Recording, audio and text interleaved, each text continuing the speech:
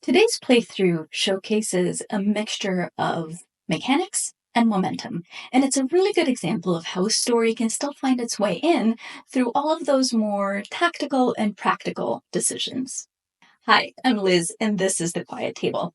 On this channel, I play solo RPGs, and I very often let the dice rolls and the mechanics guide the narrative. If you're someone who loves watching stories emerge at the roll of a dice, or if you're curious about how systems like D100 Dungeon and the Mythic GM Emulator can create real stakes, character growth, and a layered, interesting story, you're in the right place.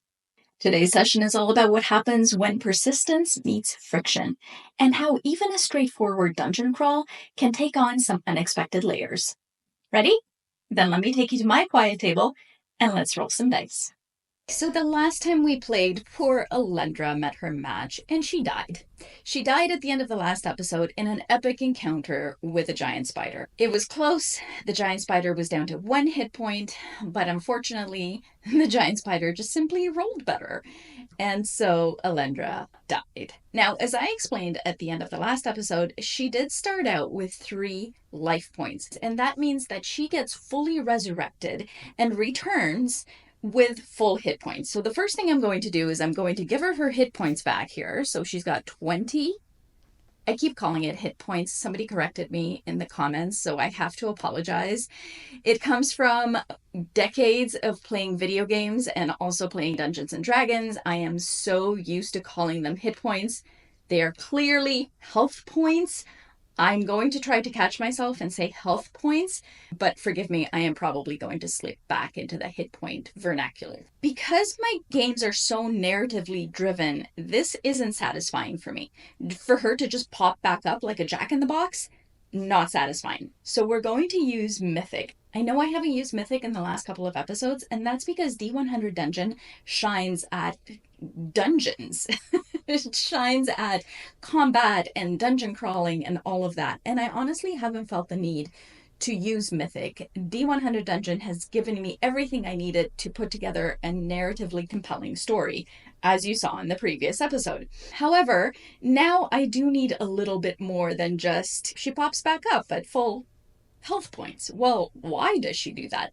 That's what we're going to find out. I might not dive too deep into the whys of things, but maybe it will give us another narrative thread to pull on as this game evolves. So here's what I'm going to say. Alendra opens her eyes on the cold stone floor. Her body feels surprisingly good.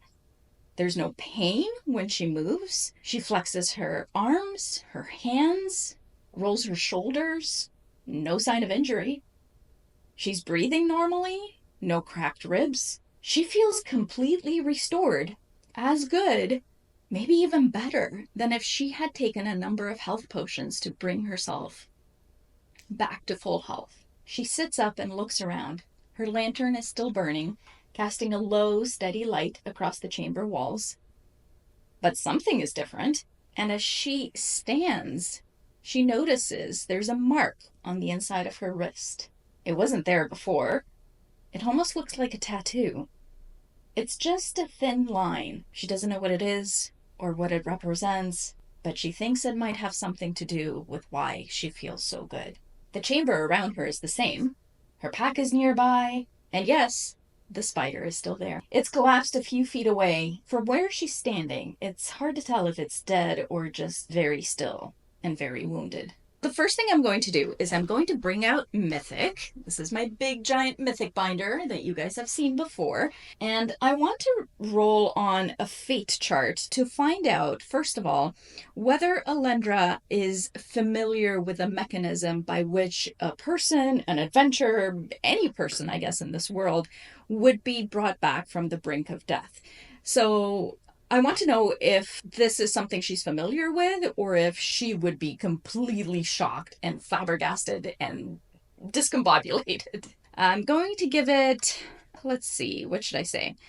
I actually have no idea. So I'm going to give it 50-50 odds with a chaos factor of 5. So let's roll a D100. 60. So the answer is no. She is not familiar with any mechanism by which a person would be brought back. So this means there's no established lore or expectation in her mind. There's no legends that she knows of, no magic she's heard of, no temple rites or relics she knows that could explain any of this. It is outside of her current frame of understanding. So yes, she might be confused or suspicious or shaken or hyper-focused. I'm not sure what she's feeling right now. And because I love to roll my dice and figure out how my characters react rather than me putting myself in their shoes and figuring out how they would react, I'm going to roll on another mythic table. So I'm going to roll on the character personality table, and I'm just going to roll. Am I just going to roll once? I don't know. Let's start with one roll and see if I need to add a second roll, because I want to know how she feels about this in this moment. And that's going to have to do with her personality, which we have established up to a point, but not in a situation like this. This is definitely her first time encountering something like this. That's a 9. Anxious. It makes sense that she would be quite anxious. And apparently I am rolling twice. Studious. Interesting. Anxious and studious. So let's see how this would translate into her experience. Anxious makes sense, right? She's unsettled. Her heart is racing because this shouldn't be possible. She should be dead. Something unknown has happened. Maybe something or someone has stepped in. And that alone is enough to put her on edge. However, the studious part of her means that even as her fear rises, part of her mind is cataloging, noticing details, filing away observations, looking for patterns. She wants to understand this.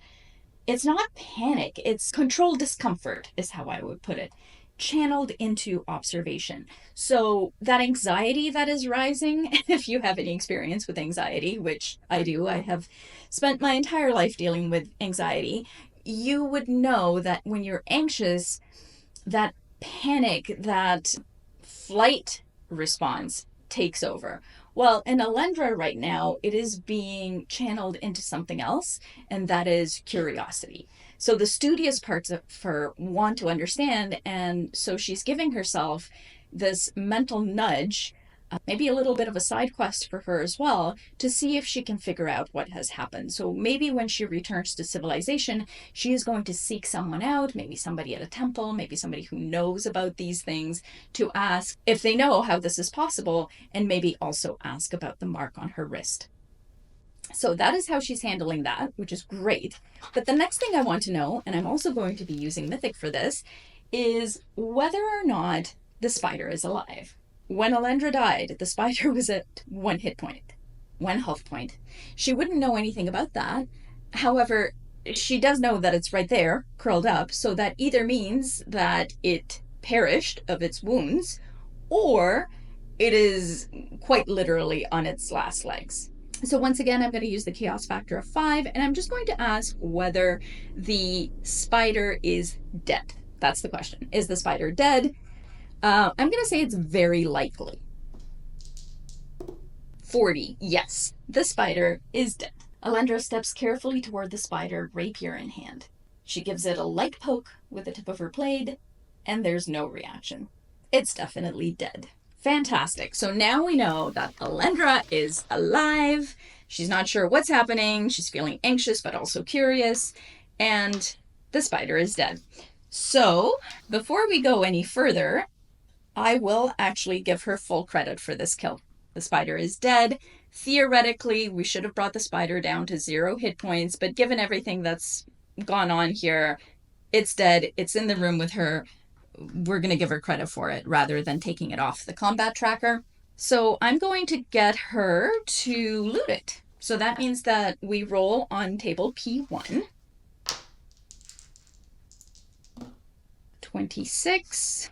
And she gets a spider leg. Satisfied that the spider is truly dead, Alendra crouches beside the body. She presses the edge of the rapier against one of the thinner legs and saws through the joint.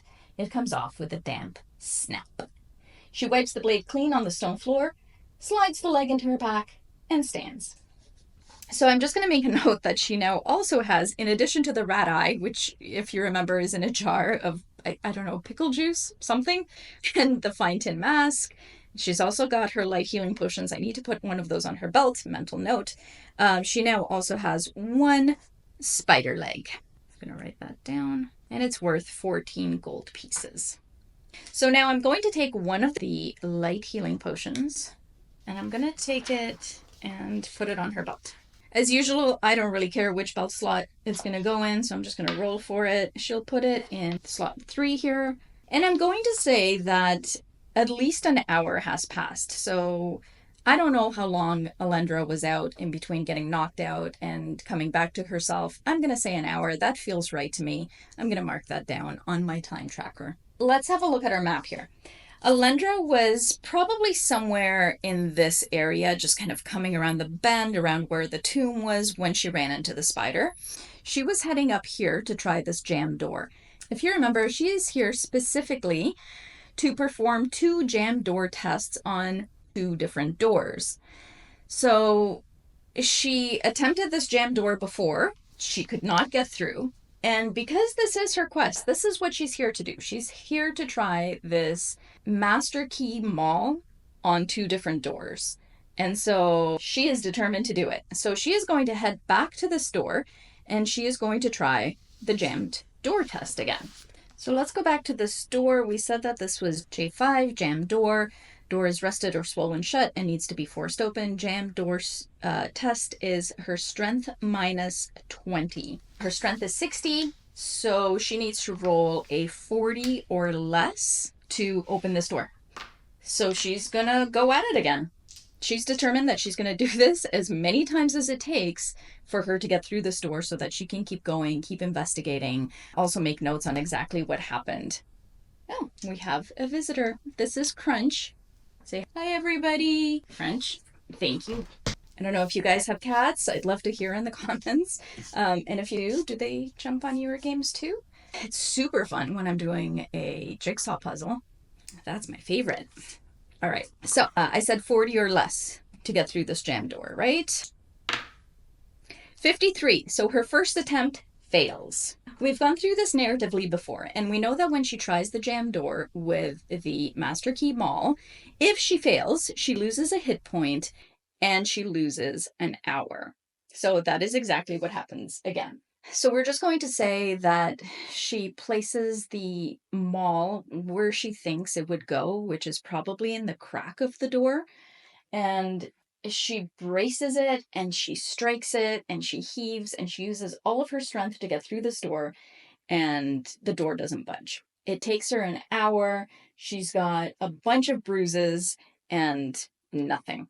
So 19, and her lantern is starting to go out.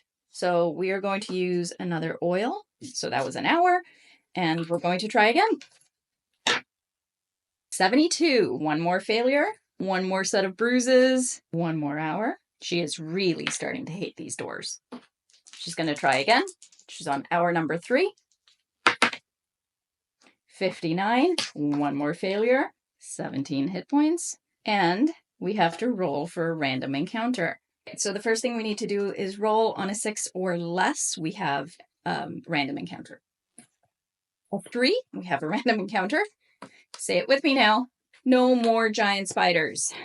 All right, so the encounter modifier for this particular quest is a minus 30. 61 minus 30, 31. We've got Goblinoids. That I am excited about. So let's write this in. We got Goblinoids. Okay, their attack value is 25. Their defense is 1, damage is minus 1. And they're a group, so their hit points are 3 and 2. If she successfully defeats them, she gets to loot off of table I or table W, and their abilities are pack. As a reminder, we have fought something with pack abilities before, but here we go. At the start of each combat round, each monster still alive beyond the first adds +5 to its attack value. And then we also need to know that when an adventurer deals a pack damage, its hit points is depleted in the order from left to right, and any surplus damage spills over to the next, and so on until they're all dead. Alendra is super frustrated. She adjusts her grip on the Master Key Maul and lines up to try it again.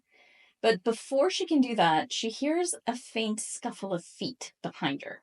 There's gravel shifting, there's breathing, there are voices low and rough, and she turns and sees that there are 3 goblinoids emerging from the shadows of the corridor behind her.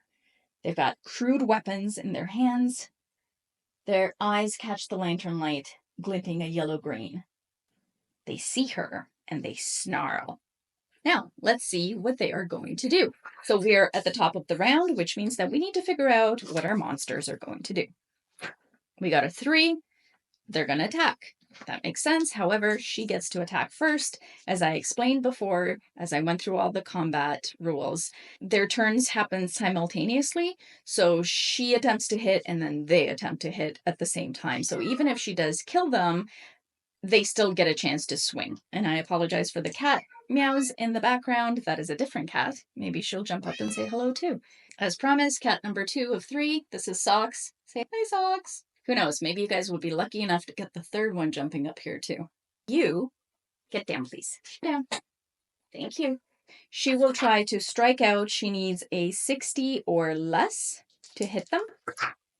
A 4. Fantastic. So not only does she hit them, but also, as I explained before, because she is using her strength, and her strength is one of her start abilities, anytime that she rolls between a 1 and a 10, she gets to add 1 point to her experience track here, and when it fills up, she gets to add to her total strength.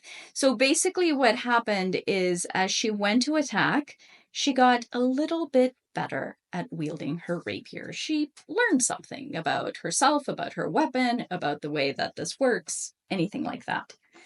So she does successfully hit. So we're going to find out where she hits and if there's any damage modifier here and the amount of health points that she takes off. So we got a 4 for what she hits. She hits one of them in the arms. No damage modifier, and she hits for 2 points of damage. She doesn't have anything that gives her additional damage, so that's fine. So it's a straight up 2 points of damage on the first of the group, and which she hit in the arms. So he is down to 1 hit point, 1 health point, and then we also have another that is at 3 hit points and another that is at 2. Alendra reacts fast. She pivots and strikes with her rapier, the motion sharp and instinctive. Her blade slices across the first goblinoid's arm. The creature howls and stumbles back, wounded but still standing. And Alendra feels it. There's something in the way she moved. A small adjustment, a bit of clarity, and she knows that she's getting better. She's getting stronger. Now, the goblinoids are going to attempt to attack her. We've got 3 of them all together, so we need to add 10 to their attack value. So they need to roll a 35 or less in order to hit her. We got a 25. So we got a 3, so they hit her torso, which means they get a +1, and they hit for 5 points of damage. So, oh, I had forgotten that they had a defense of 1. So forgive me, I'm going to go back here and I'm going to change this to 2. So he didn't get hurt as badly as I thought he did. However, their damage is a -1, so that nullifies the damage modifier. So she takes 5 points of damage in her torso. Poor Alendra. Between these doors and these things that keep attacking her, she's just not having a very good time here. She is down to 12 hit points. The goblinoids close in fast. One of them lunges, blade scraping past her guard. The strike lands cleanly against her torso, and Alendra staggers back. The blow is solid. Around her, the others ready their weapons. All right, so we are at the top of the round. Let's see what the monsters do. We got a 9. Monster was damaged last round. It will attempt to escape. So this is interesting because she only, in the end, did 1 health point worth of damage to the lead goblin. However, the group is still going to attempt to escape. Now the question is she going to let them? I think Alendra is going to try to block their escape because she wants whatever goodies they have. So we're going to test her strength to see if she successfully blocks their escape. Strength -10, so that's a 50. If she rolls a 50 or less, then she successfully blocks their escape. 73. She does not block their escape and they run away. I would like to come up with a narrative reason for why they would do this. They seemed pretty emboldened. Their leader got a good strike on her. So why would they be running away? because this is a fun way to do it, I'm going to ask Mythic why they would run away. I'm going to roll on the character motivations table. I got a 33, gratify, and 100, travel. Gratify and travel for the reason why they are running away. Now, Alendra may or may not really understand why they're running away. We are experiencing this adventure through her point of view, but I need to know. So let's say that the Goblinoids weren't actually here to fight. They were on their way somewhere. They were traveling through this dungeon. Maybe it's a scavenging run, maybe they're delivering something, maybe they're returning from a raid. We don't really know. Their presence in the dungeon wasn't about conquest, it was about getting somewhere, hence the travel. Alendra simply got in their way. And so the moment one of them took a hit, even though it was a minor hit, their priorities snap back into place. Don't get slowed down, don't get killed, just go. Gratifying whatever impulse or reward lies at their destination is more important than this skirmish, so they're just going to run back the way that they came, scurry off, and maybe try to go through here later or try to find a different way through. So from Alendra's perspective, the Goblinoids hesitate just for a breath and then turn and bolt down the passage. She lunges to block their path, but they slip past her with a scramble of feet and snarls, and they're gone. It doesn't make sense to her. They had the numbers. One of them landed a solid blow. She can still feel it in her chest, but they ran anyway. Whatever they were after, it clearly mattered more than this fight. So this time, we are, in fact, going to take them off the combat track because she did not complete this fight. So with that, Alendra is going to turn back to her door. She still needs a 40 or less to get through. 49, she does not get through the door. So another hit point. She just doesn't know how to use this thing. And within an hour of really trying to go at this door, she keeps either hurting herself, bruising herself, scraping her knuckles. Not to mention, she's now wounded in her chest as well, so that's not helping anything. And you know what? She's actually going to reach into her backpack and take her light healing potion and drink that. She does not want any surprises. She still has the light healing potion on her belt. So this gives her back 4 hit points, so she is up to 16. That way, whatever she runs into here, hopefully she'll be able to handle. So that's another hour, which means that she has to stop and eat some food. This is the first time that she has eaten food since she got here. I think she deserves a snack. After going at the store for another hour, Alendra sets them all aside and reaches into her pack. The light healing potion goes down in one bitter gulp. Warmth spreads through her core. Some of the sting fades. She digs out the dried meat she salvaged before all this started. It's tough, slightly gamey, but edible.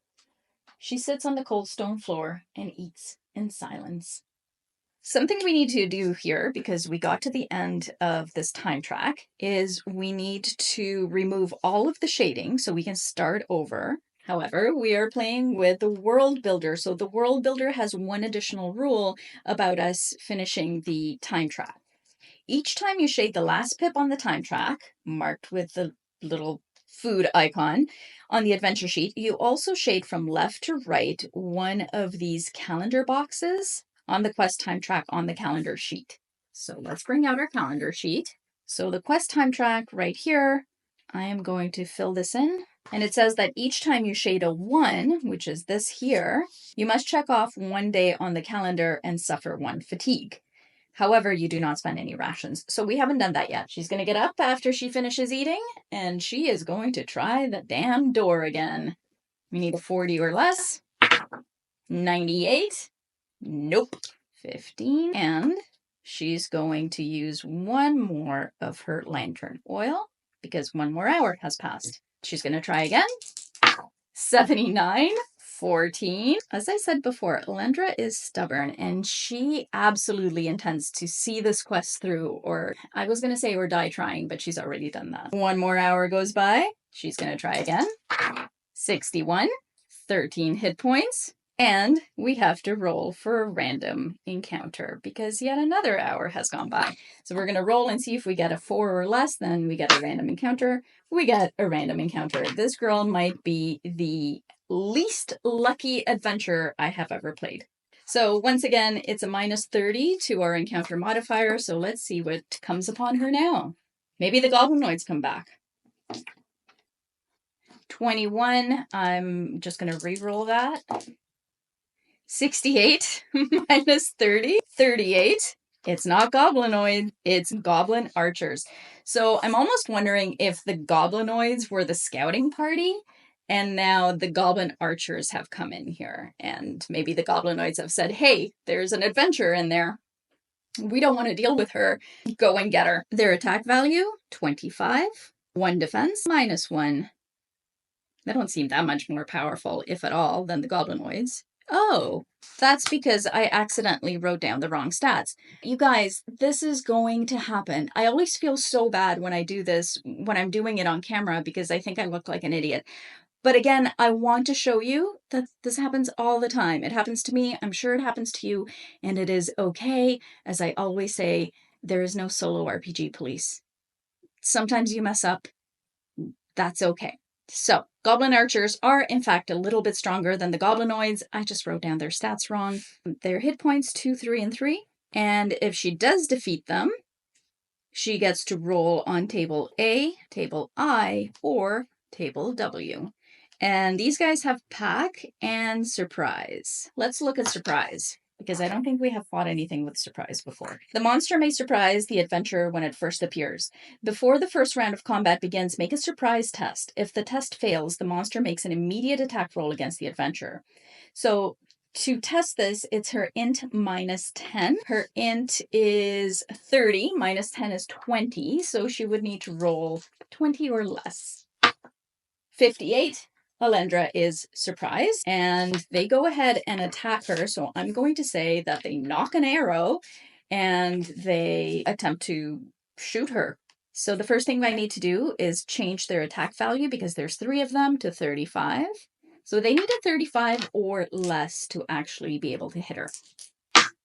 27. Oh my gosh. This game. Oh. So they do hit her.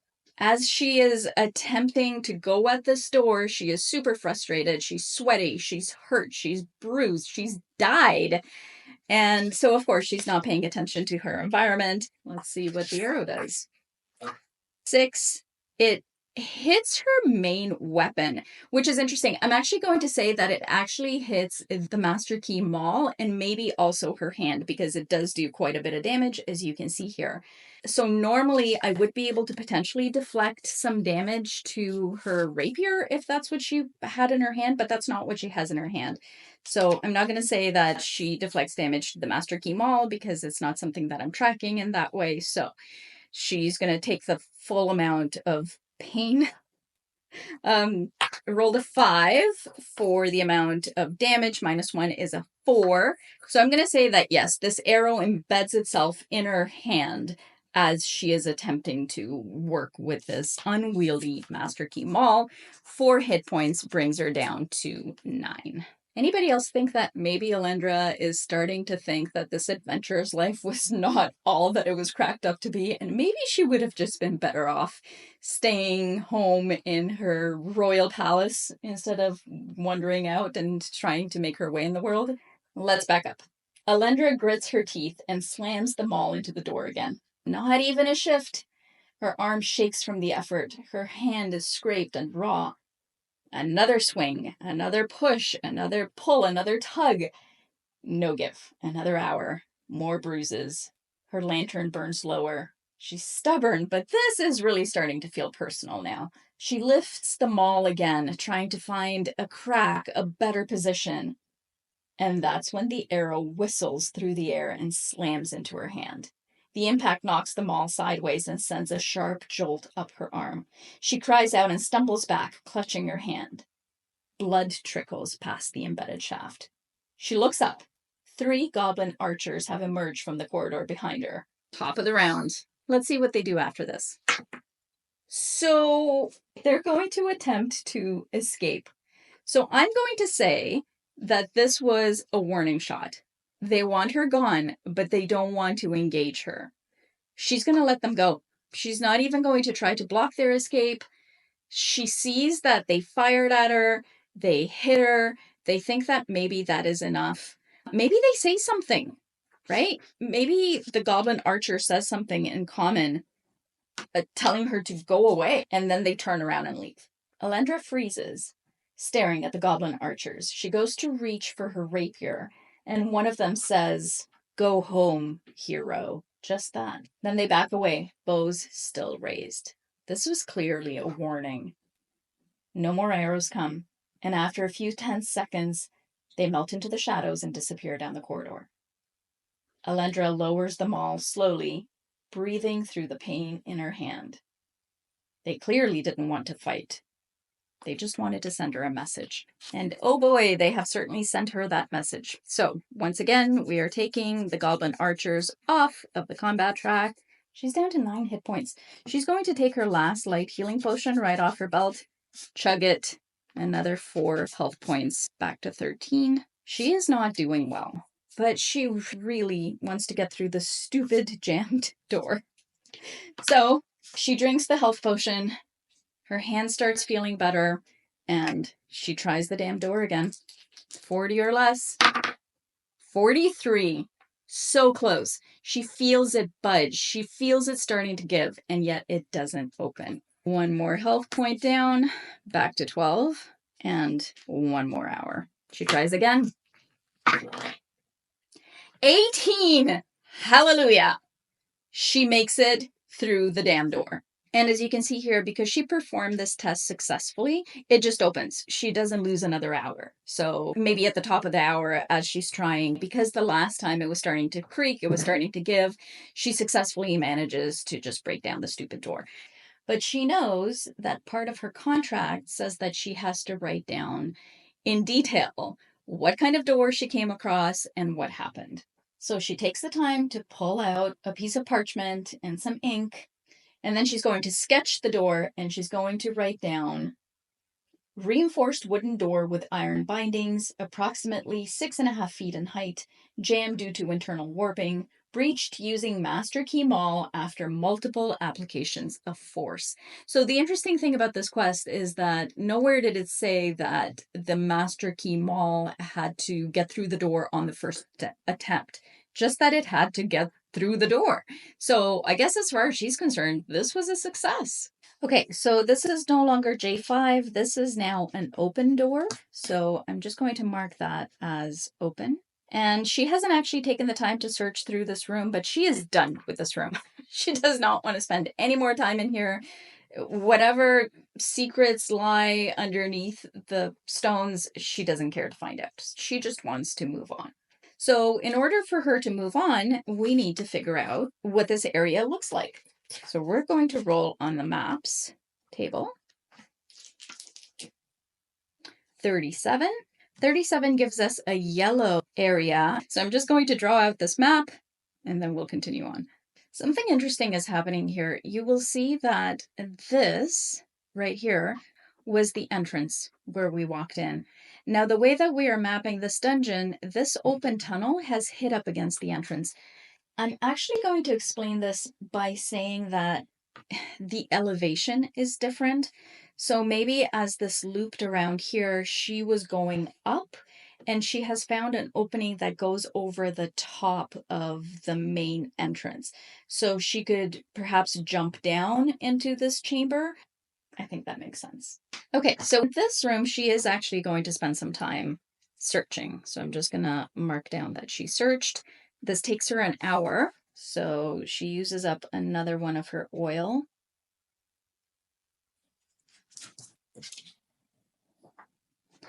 And let's see if she finds anything good. So we're going to roll on the find table. Yellow has a 0 modifier. So it's just a straight up D100.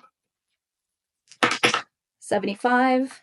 Shifting through some debris, a piece of armor is revealed. Roll on table A and add 15. That is fantastic. Alendra could definitely use some more armor. So let's go to armor. We'll add 15 to whatever we roll. 86, no, 89. So we can't add 15. It would take us off the table here. So we're just going to roll again. 69 plus 15. 84, if I'm doing my math right. 84. Off weapon, kite shield. Ooh, I love that. She could definitely use a shield.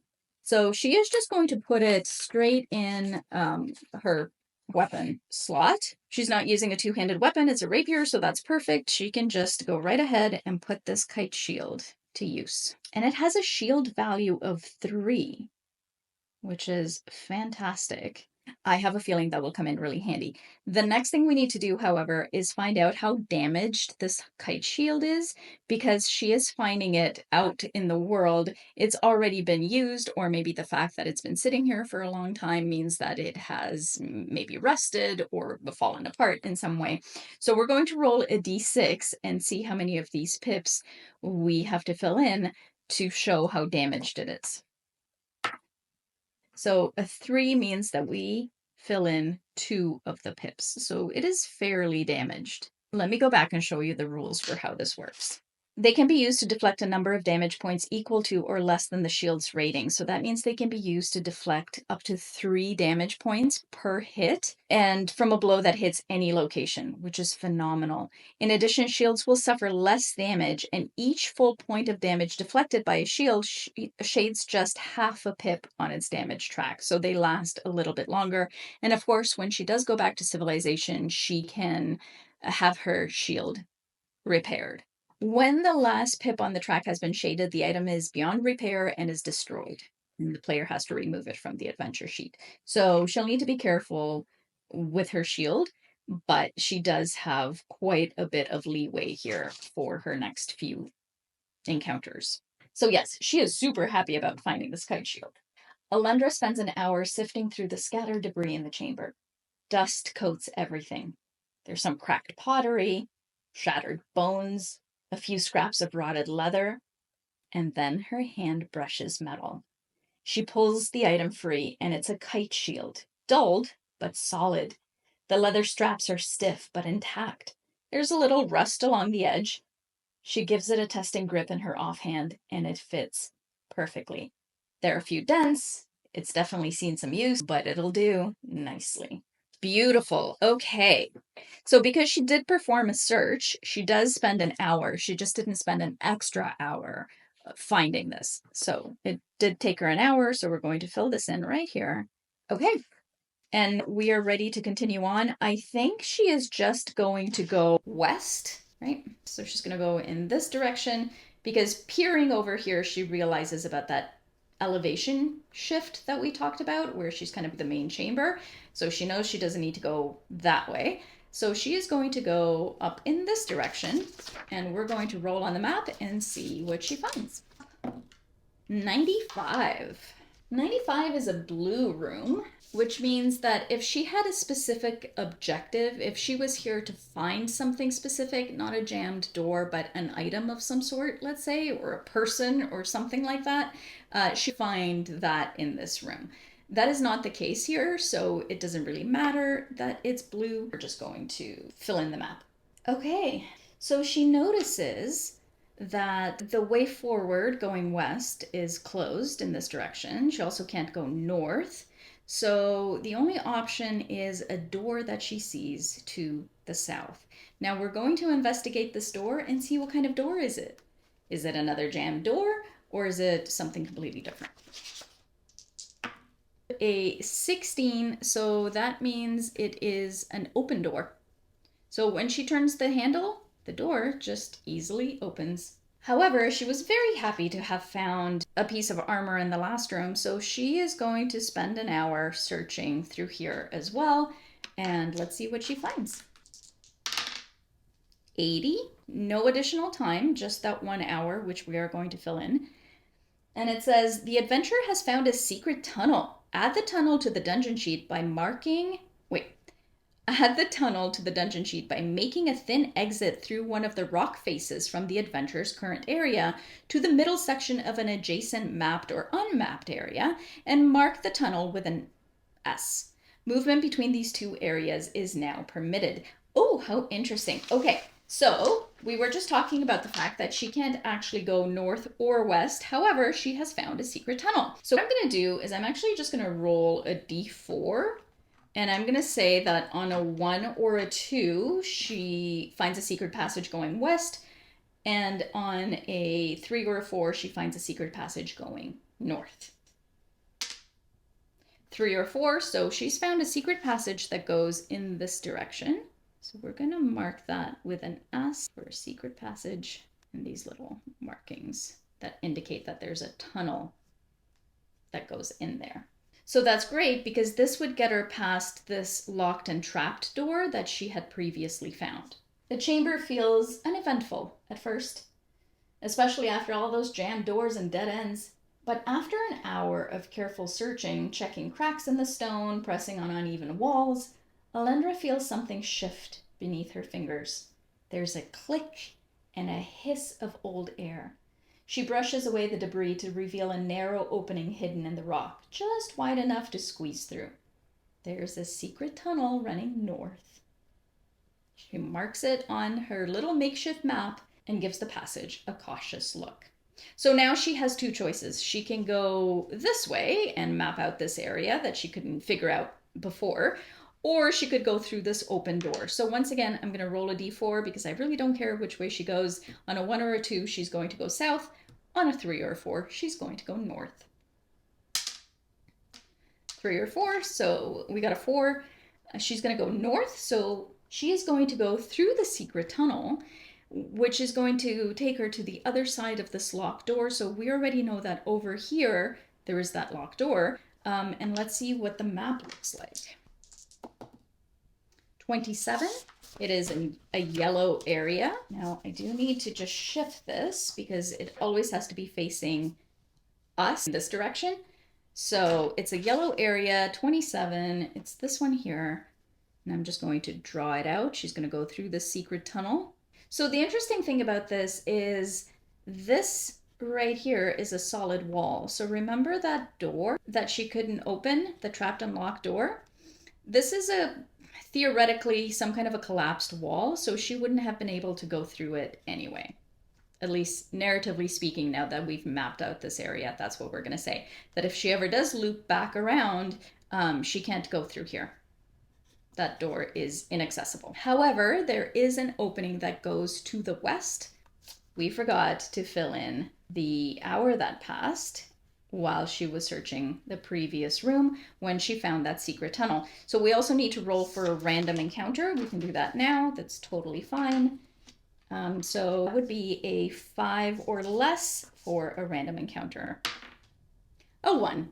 Of course, she gets a random encounter. Let's see who comes up upon her. So we're just going to backtrack for a moment. We're going to say that she is still in this room right here, and she is discovering this tunnel, and as she's preparing to go through it, something comes upon her. Because, of course, wouldn't it be great if it was more of those goblinoid things? I mean, they warned her to go away, and she's absolutely refusing to do that, so I can only imagine that maybe they're not too happy. Let's see what kind of encounter this is. We got a 70 minus 30 is a 40. So with a 40, we have the goblin archers are back. I love this so much. Goblin archers. The attack value is 25.